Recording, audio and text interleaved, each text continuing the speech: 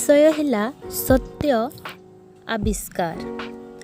तो एबे आमे आरंभ करबा ए विषय को नहीं। थरे जड़े युवक जड़े जैन साधु को गुरु कला।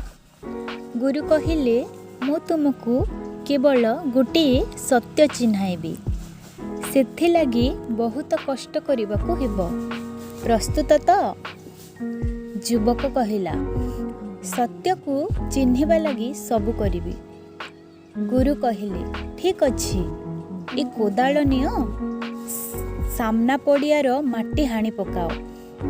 युवक सांगे सांगे कामरे लागिगला। दिन द्विप्रहर बेलकू माटी हणा सरिला। से क्लांत होई सारिथिला। से भाबिथिला विश्राम करिवो।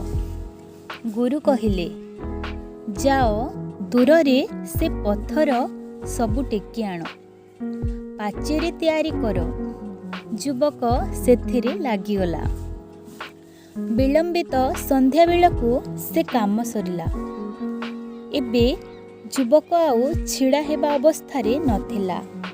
से नत करी बसी पड़ू पड़ू गुरु कहिले, एबे जाओ कूअरु पानी आनी से जमी को बतुराओ।